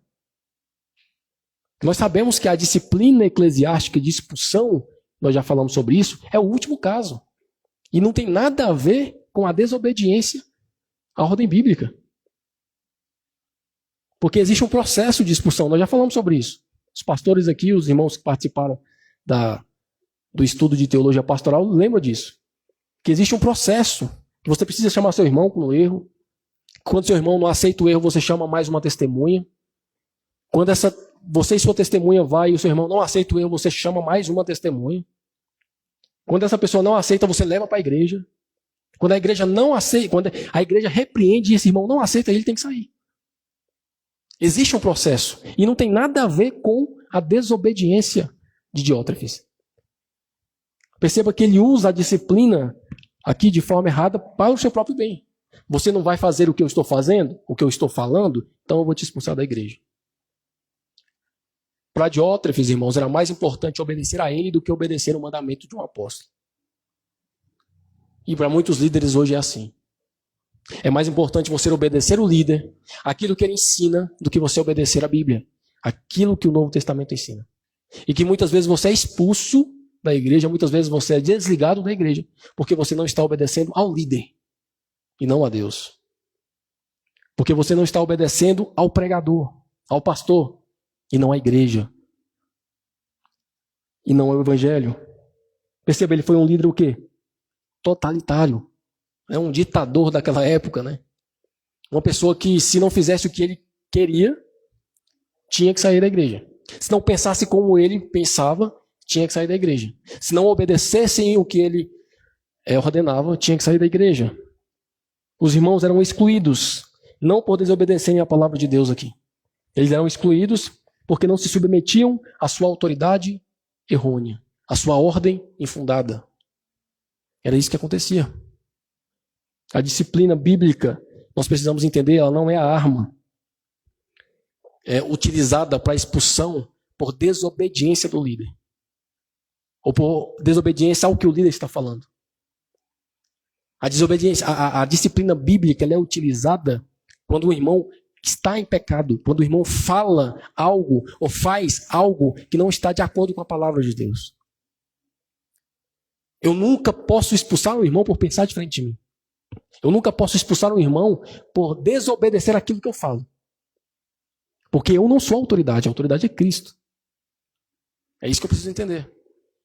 E o que ele estava fazendo aqui é trazendo essa autoridade, trazendo essa, talvez, liderança, esse amor ao cargo para expulsar pessoas. Isso é um erro muito grande. Isso aqui precisa ser falado justamente entre líderes. Porque isso acontece muito, irmãos. Muitas pessoas são expulsas da igreja por não obedecerem o pastor.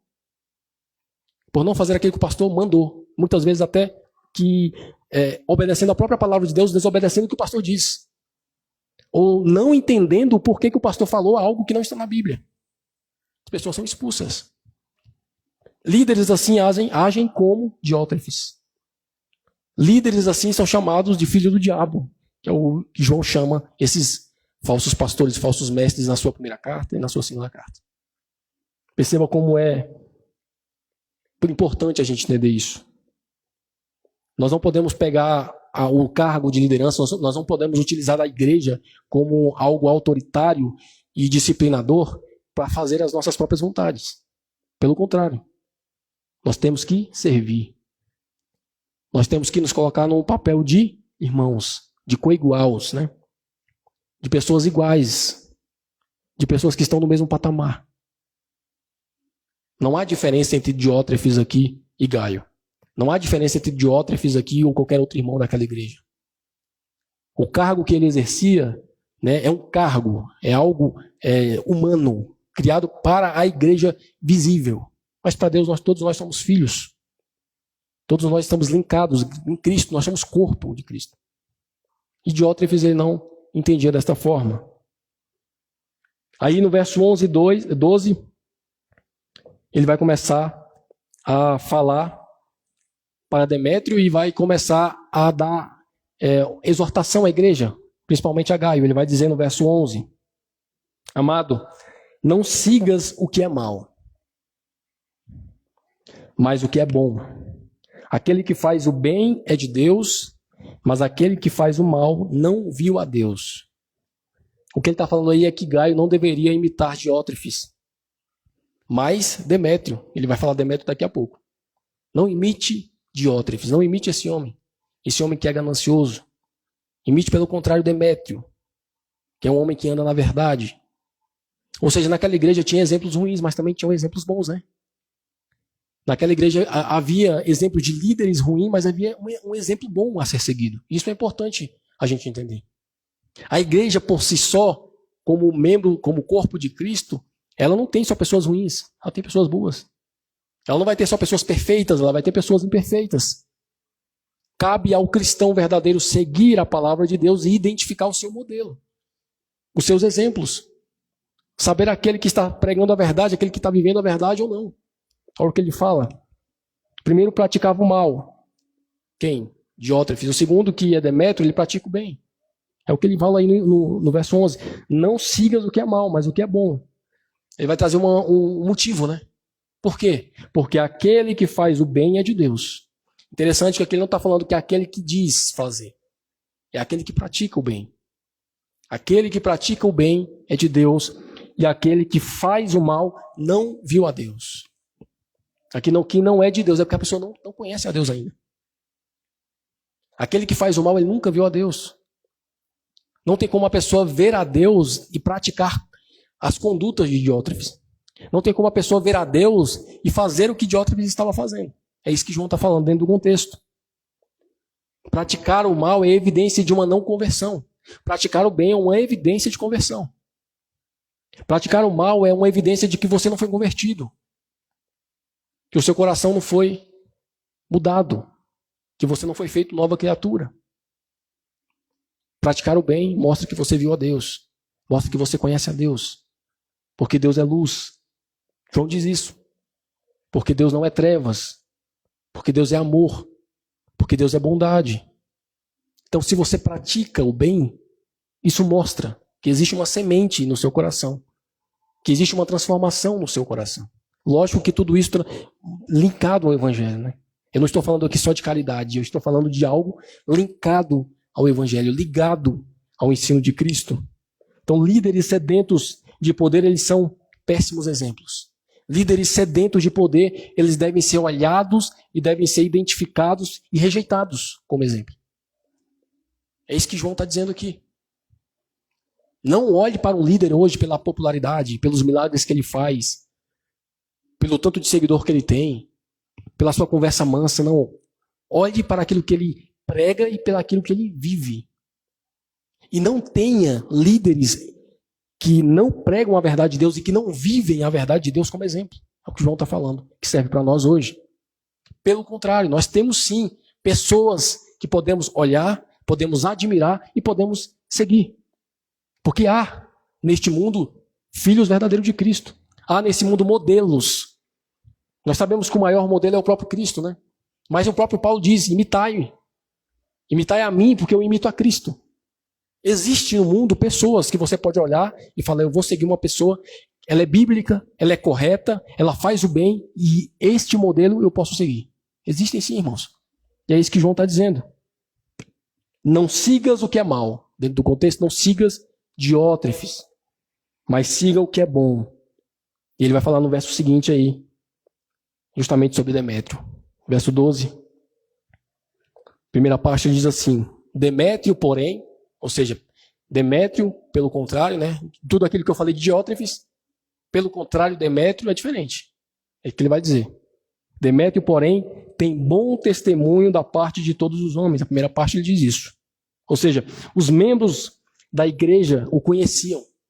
Os membros da igreja amavam Demétrio. Demétrio vivia de forma prática o evangelho. Ele tinha bom testemunho. E aqui todos os homens incluem não só a igreja, mas os de fora. João não está falando aqui que Demétrio era um bom exemplo para a igreja. Ele era um bom exemplo para todos. Por quê? Porque a sua vida, a partir do momento da sua conversão, não é uma vida amparada ou uma bolha somente na igreja. Você é transformado para viver lá fora também.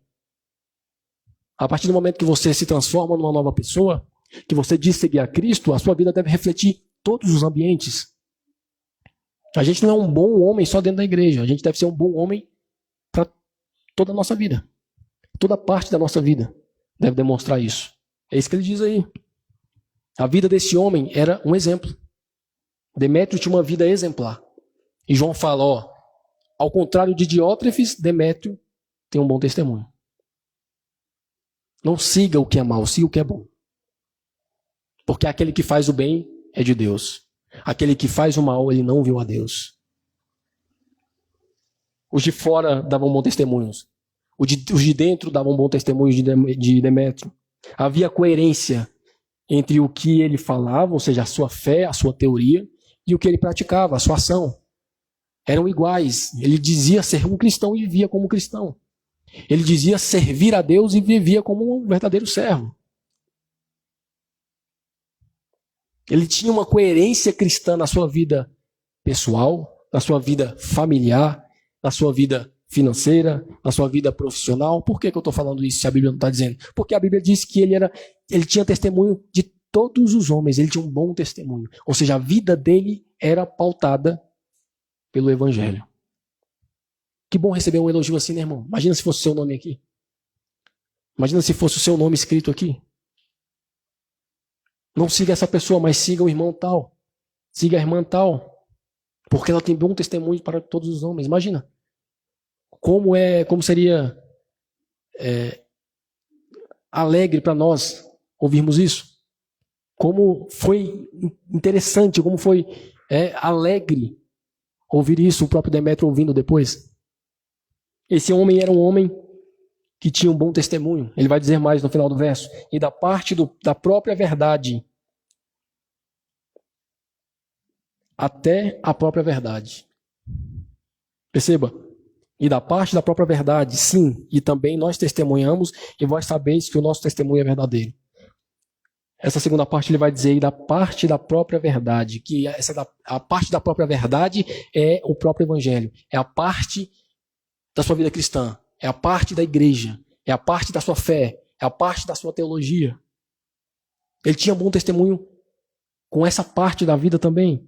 Assim como Gaio, Demétrio, ele andava na verdade, ele obedecia. Assim como Gaio, Demétrio fazia a vontade de Deus. Ele não amava o seu cargo, ele não colocava o seu cargo como preeminente. Não. Ele tinha bom testemunho para os de fora e tinha bom testemunho também da parte da própria verdade, do povo de Deus, daqueles que têm a verdade, daqueles que andam com Cristo. A sua genuinidade, ele não dependia da aprovação humana. Ele não dependia da aprovação de Diótrefes, perceba. Ele não se submeteu a Diótrefes. Ele não obedecia ao que este homem fazia.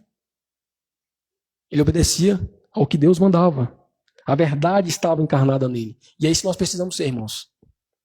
A nossa vida precisa ter um bom testemunho para os de fora e também um bom testemunho para os da verdade. Um bom testemunho para aqueles que são da verdade. Para os cristãos verdadeiros. Ele era um homem que tinha um bom testemunho da própria verdade. Isso é importante a gente entender. No final do verso ele vai dizer, e também nós testemunhamos, e vós sabeis que o nosso testemunho é verdadeiro. Ou seja, ele era um homem que recebe o testemunho do próprio apóstolo. Olha que interessante. Ele tinha testemunho dos de fora, tinha testemunho da igreja, e tinha testemunho do próprio apóstolo. Isso só mostra que ele era um cristão verdadeiro. Que não havia diferença na vida dele. Ele não vivia de uma forma na igreja e de outra forma no mundo. Ele não vivia de uma forma na igreja, de uma outra forma na frente do pastor e de outra forma no seu trabalho. É isso que João está dizendo. O testemunho dele englobava toda a sua vida. Esse é um bom testemunho a ser seguido. Esse é um bom exemplo a ser seguido. João encontrou na igreja homens como Gaio e Demétrio, que era disposto a acolher as pessoas, disposto a entender a verdade, a compreender a verdade e a praticar essa verdade. Perceba, Demétrio aqui estava pronto a acolher risco. Ele estava pronto a ser expulso. Ele estava pronto a ser confrontado, porque ele estava na mesma igreja liderada por um homem que expulsava quem não obedecia. E era um homem que andava de acordo com a vontade de Deus. Isso só mostra que em igrejas desta forma tem pessoas verdadeiras. A gente não pode julgar toda a igreja pelo líder. A gente não pode julgar toda uma congregação porque há alguns irmãos ali que não são cristãos verdadeiros. Há alguns ali que não pregam a verdade. Há alguns ali que não são convertidos. Dentro daquela congregação haviam homens exemplares. Isso é importante a gente entender. São princípios que nós precisamos trazer para os nossos dias. Esse Demétrio, ele estava pronto a correr riscos pela verdade. Ele estava pronto a assumir posições firmes, mesmo diante de ameaças. Mesmo diante de um homem que muitas vezes expulsa pessoas que não o obedecem, que não concordam com a sua liderança. Eu acho interessante isso porque essa terceira carta de João, ele escreve de forma pessoal a Gaio, e é tão pessoal que trata de um problema da igreja, e é um problema que não é de forma, vamos dizer assim, somente daquela igreja, né? É um problema que nós precisamos trazer para os nossos dias. É um problema que muitas vezes nós vemos dentro das igrejas. Nós identificamos líderes dessa forma, com essa postura. Identificamos pessoas que sofreram, que são machucadas pelo Evangelho. Quem nunca conheceu alguém que é machucado pelo Evangelho? E quando eu falo machucado pelo Evangelho, não estou falando de forma pejorativa. Eu estou falando que são machucadas por pessoas que se diziam viver o Evangelho. E que, por exercer papel de liderança, por pregar de forma errada, por trazer um evangelho diferente, ou aquela pessoa saiu da igreja, ou a pessoa é expulsa da igreja, ou a pessoa, de alguma forma, cria um trauma e não quer mais saber de igreja. Acontece muito hoje em dia, irmãos. E líderes, assim como Diótrefes, eles trazem esse tipo de situação. Na época de João, na época dos apóstolos, os próprios apóstolos resolviam essa situação. Hoje em dia nós não temos como. Nós temos a palavra. Nós temos pessoas que obedecem a Deus e que ficam firmes na obediência a Deus, mesmo que tenha muitos benefícios ou que muitas vezes são castigadas por isso, que correm muitos riscos, né? Perceba que é uma igreja que enfrenta uma liderança autoritária, uma liderança errada, mas que dentro daquela igreja tem pessoas também que servem ao Deus verdadeiro. Dentro daquela igreja Deus levanta também pessoas que praticam o verdadeiro evangelho. E é o que João diz. Ele vai concluir. No verso 13 ele vai dizer: eu tinha muitas coisas para escrever, mas não irei escrever com tinta e pena. A conclusão da terceira carta vai parecer com a conclusão da segunda, né? Se a gente voltar na segunda carta, ele diz a mesma coisa para a igreja. No verso 12 ele vai dizer: tendo muitas coisas para vos escrever, não quis escrever com papel e tinta, mas espero ir ter convosco e falar face a face, para que a nossa alegria seja completa. Isso na segunda carta, né? A terceira carta ele fala praticamente a mesma coisa. Eu tinha muitas coisas para escrever, mas não irei escrever com tinta e pena. Aí ele vai falar no verso 14: mas acredito que verei vocês, ou ver-te-ei brevemente, e falaremos face a face. Ou seja, eu vou tentar ir pessoalmente para resolver esse problema. É isso que ele está dizendo. Isso aí não vai durar para sempre, é o que ele está dizendo. Não tem como a igreja de Cristo sobreviver dessa forma. Eu espero ir, não somente escrevendo cartas, mas eu espero ir pessoalmente, conversar face a face. Vou resolver esse problema. Há coisas que exigem encontro pessoal, né? Existem coisas que só são resolvidas assim. E é o que João está falando aqui. No ministério pastoral, na liderança, isso é importante. O contato direto, muitas vezes com o erro, ele é insubstituível. Muitas vezes nós erramos, né? Empurrando com a barriga o problema, prolongando o problema na igreja. E o que o João nos ensina aqui é que nós precisamos ir face a face com o problema. Nós precisamos muitas vezes ter essa coragem, tomar essa atitude. É isso que o final do verso 12 e 13 e 14 vai dizer para nós. João não se limita aqui à instrução. Ele não somente deseja comunhão, como ele também precisa cortar laços. Ele precisa edificar a igreja na verdade. E ele vai encerrar a carta dizendo: Pai seja contigo, nossos amigos te saúdam, e saúdam os amigos nome por nome. Em algumas versões, saúdam os amigos por nome. Aqui nós já sabemos que é a finalização da carta dele, né? Ele sempre finaliza dessa forma: Pai seja contigo. A paz que ficou tão bendita, né? Ou então tão falada depois que Cristo veio. Os cristãos, eles se identificavam dessa forma: graça e paz, a paz seja com vocês. Porque Cristo trouxe essa paz, né? A paz que excede todo o entendimento. A paz que Cristo dá, como ele mesmo diz, o mundo não dá. Então, ficou conhecido desta forma. O cristão, ele se conecta dessa forma. Através da paz, através da graça. Que é o que o Evangelho nos chama a fazer. Então, nós não merecemos aqui essa salvação. E essa salvação ela é dada gratuitamente. Mas ela é dada gratuitamente e nós precisamos perseverar na santificação. O que infelizmente muitos não fazem é vigiar. O que muitos não fazem é vigiar o seu próprio coração. O próprio Cristo diz que nada que entra no homem contamina, mas é o que sai do coração. E muitas vezes, por nós estarmos na igreja, exercendo muitas vezes liderança, muitas vezes nós não vigiamos o nosso próprio coração. E esse nosso próprio coração, ele é muitas vezes enganoso. Se a gente não vigiar, ele é contaminado. Se a gente não vigiar, a gente deixa crescer um pecado. Não sei como começou a conversão de Diótrefes, mas com certeza ele começou sendo um submisso a Deus. Ele não exerceria um cargo de liderança se ele não mostrasse ser um homem submisso a Deus. Ele é apresentado aqui como um homem que não estava mais sendo submisso a Deus. O que mostra para mim e para você que nós precisamos vigiar o nosso coração. Que nós precisamos vigiar o nosso íntimo. Nós precisamos vigiar a nossa vida.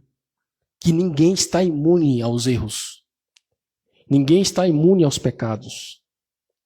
Que se nós não vigiarmos, como o próprio Cristo diz, vigiar e orar para não cair em tentação. Se você não vigiar, e se você não orar, e se você não permanecer na palavra em Cristo, você vai cair em tentação.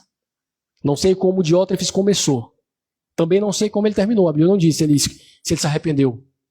Mas é o que eu sei que neste momento esse homem apresentava não ser de Deus. Esse homem apresentava ser uma pessoa usada pelo próprio diabo.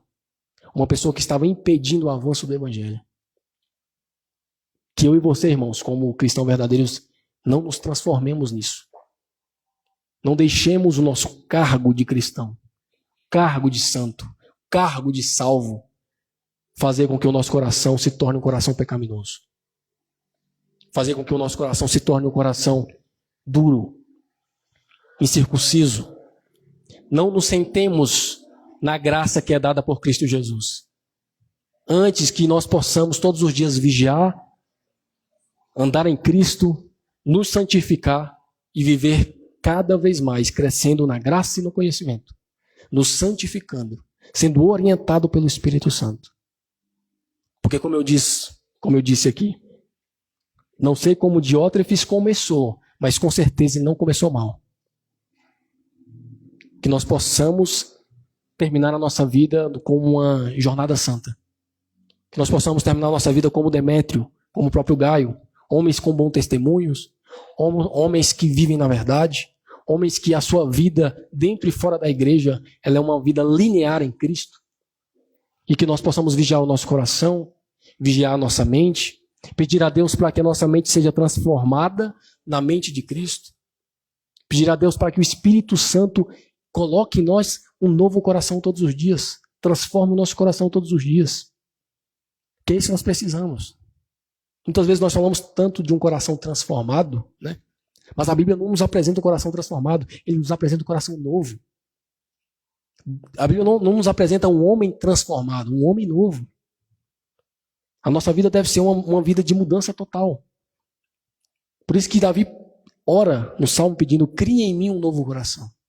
Por isso que a Bíblia nos apresenta Deus tirando o nosso coração de pedra e colocando o coração de carne. Não é uma transformação.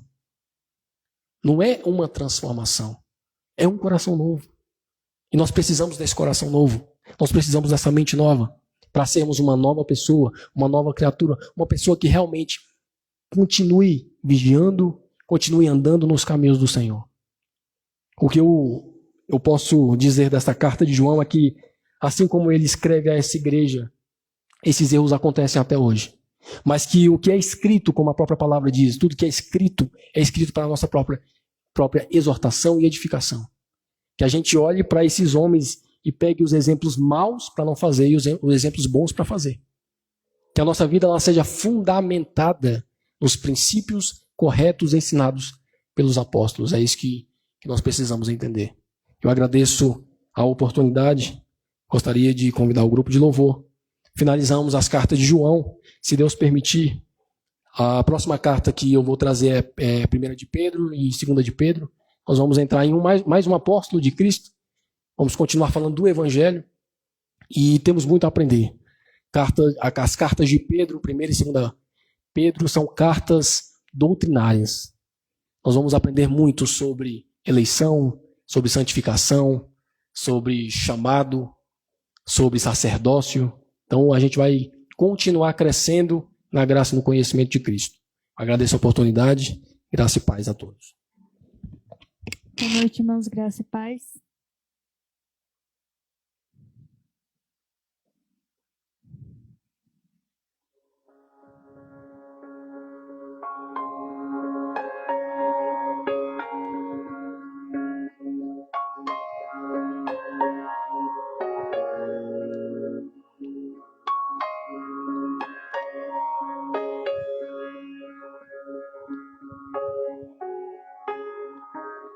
Bem diferente das histórias que eu ouvi, a minha história teve um começo no fim.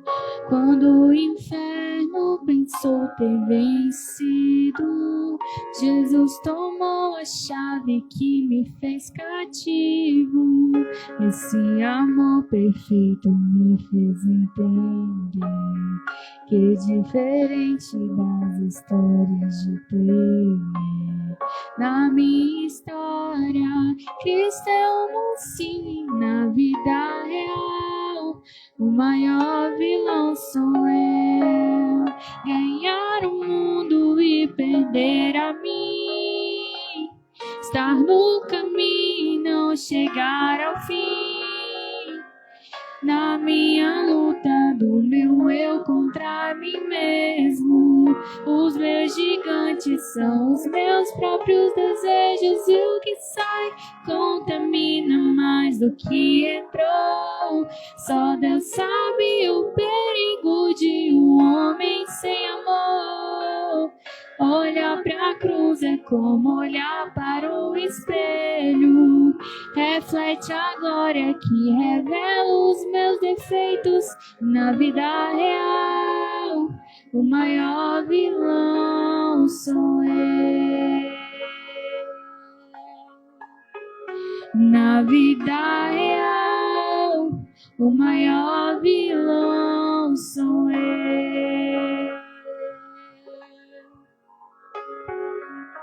Esse amor perfeito me fez entender que diferente das histórias de Pedro, na minha história, Cristo é o mocinho. Na vida real,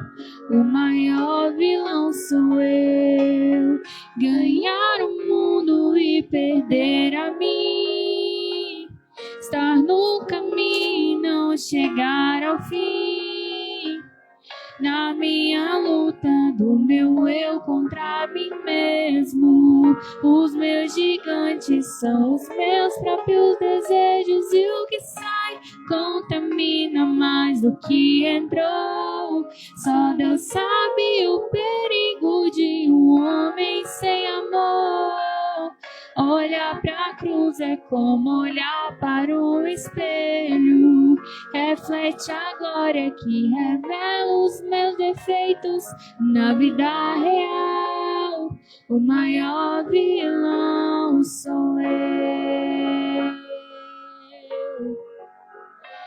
Na vida real, o maior vilão sou eu. Aí temos a oportunidade.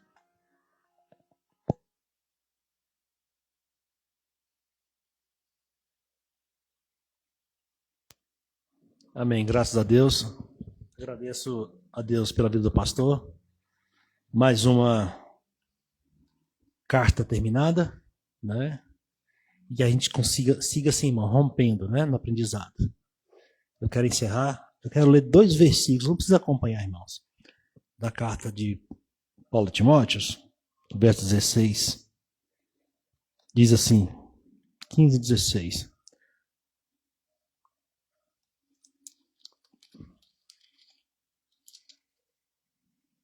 Toda a Escritura é inspirada por Deus e proveitosa para ministrar a verdade, para repreender o mal, para corrigir os erros, para ensinar a maneira certa de viver, a fim de que todo homem de Deus tenha capacidade e pleno preparo para realizar todas as boas obras, todas as boas ações. Amém? Então, essa é a finalidade da Escritura. É nos ensinar, é nos repreender e fazer com que a gente siga o modelo que Deus deixou. Quando o pastor estava ministrando, falando a respeito deste homem, né, que era um joio dentro da igreja, foi justamente sobre essa parábola que eu estava assimilando, o joio do trigo, onde o próprio Deus, né, figuradamente ali, coloca a semente boa no campo, na igreja, no mundo, e o inimigo, que é o demônio, que é o diabo, né, coloca a má semente. E o pastor, ele falou muito sobre nós não metermos a mão, né? Há um processo, há uma forma de fazer. E na parábola do joio diz exatamente isso. É o próprio Deus que vai enviar os seus anjos para separar. Então, há uma maneira certa de fazer. A Escritura ensina tudo, irmão. Tudo que você quiser procurar saber na Bíblia, ela ensina. Então, tem que ser nosso manual. Quer uma vida correta? Escritura. Quer uma vida em paz? Escritura. Amém? Agradeço aos irmãos que nos assistem através das redes sociais, aos que estão conosco presencialmente, aos que não puderam vir, que o Senhor abençoe a semana de cada um. Quero convidar a igreja para se colocar de pé. Eu quero relembrar os irmãos que estamos aqui todos os domingos às 18 horas, né, no culto da família. Todo segundo domingo do mês nós celebramos a ceia do Senhor, conforme sua ordenança. Feche os seus olhos.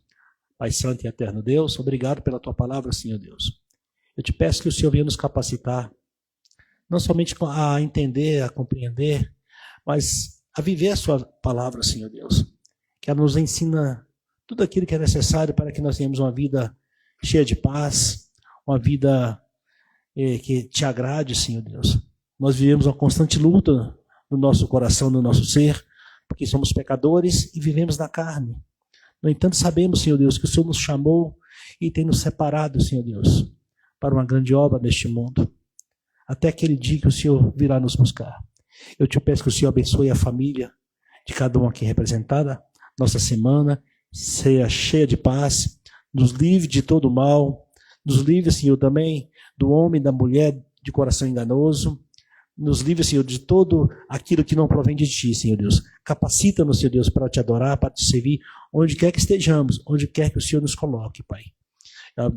Eu quero te pedir, Senhor Deus, por aquelas pessoas que hoje não tiveram ainda a oportunidade de receber a tua palavra, Senhor Deus, no coração, de compreender, Pai, que tudo vem de ti, que tudo é para a glória do teu nome, Pai, que o teu evangelho alcance essas pessoas, assim como temos alcançado, que sejamos todos um só, Senhor Deus, o mesmo Espírito, o mesmo propósito, tudo para o mesmo reino, Senhor Deus, quer te servir e te agradar. Assim oro e te agradeço no nome do Senhor Jesus. Amém. Irmãos, está encerrado o culto, eu agradeço a todos pela oportunidade.